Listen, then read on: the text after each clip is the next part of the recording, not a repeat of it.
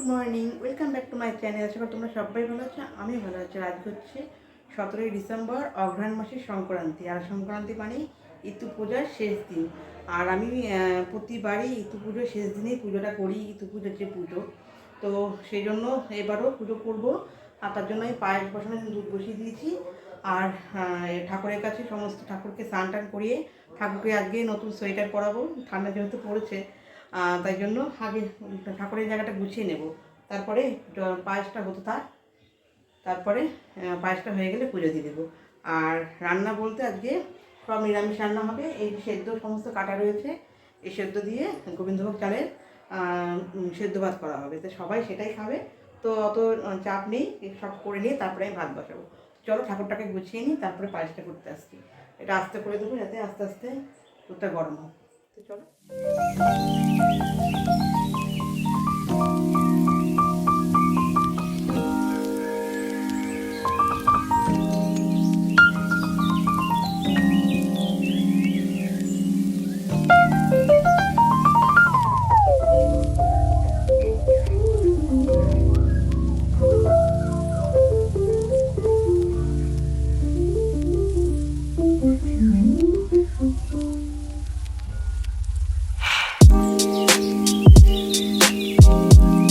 আমার পুজো পুরো কমপ্লিট হয়ে গেছে।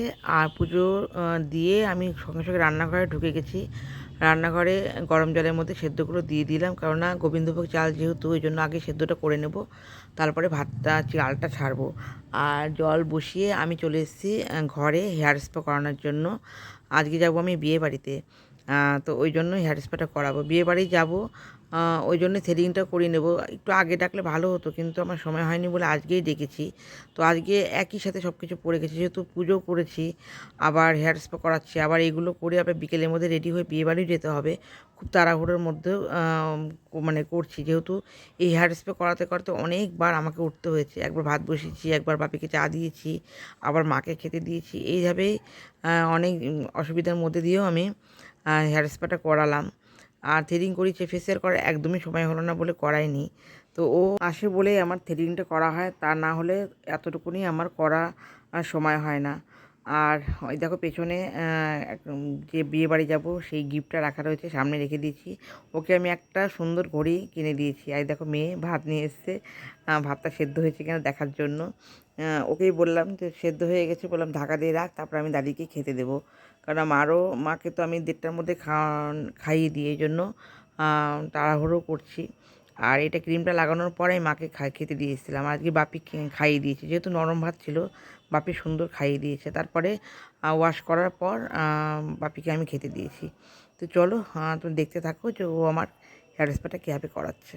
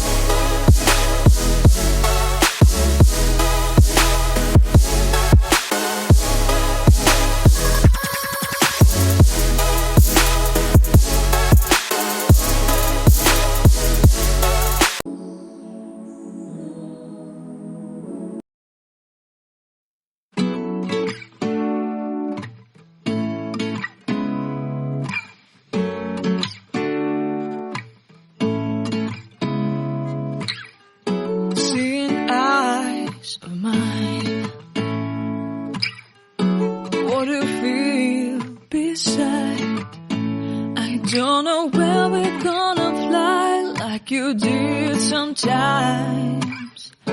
Seeing eyes of mine.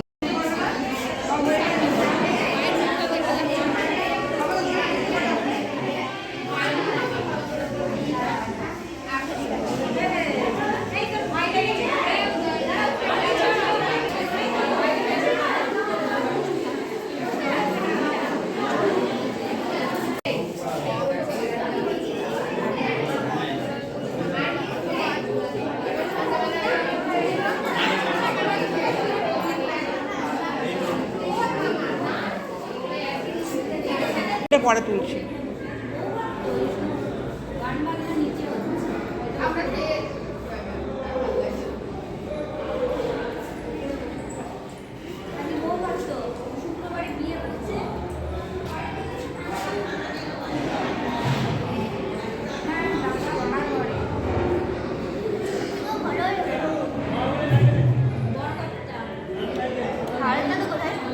হারান্দা তো এখন আসেনি।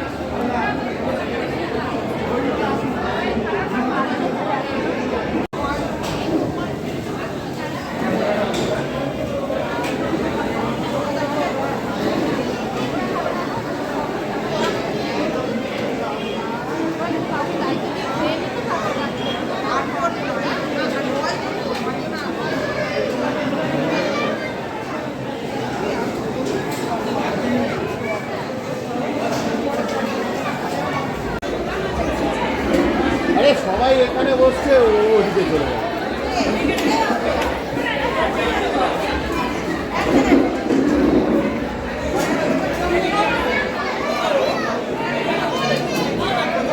এই অল্প উঠে যা, ও না হলে ও গায়ে ময়লা ফেলে দেবে।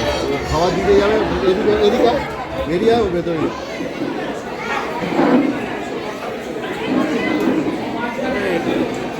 আরে টাকা রে, হ্যাঁ হাত দিয়ে ঢেকে দিচ্ছি।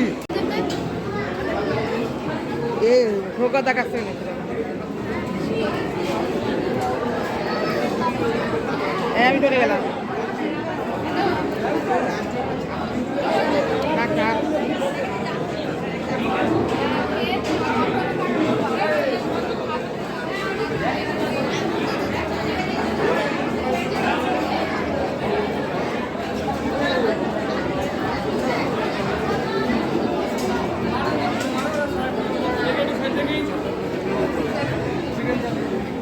চললাম আমি।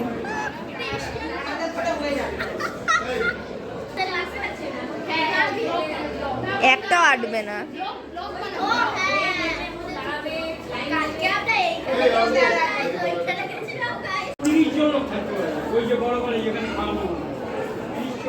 বিয়ে বাড়ি থেকে, আর আমি তো বিয়ে বাড়িতে গিয়ে খাইনি, তো এখন খাবো।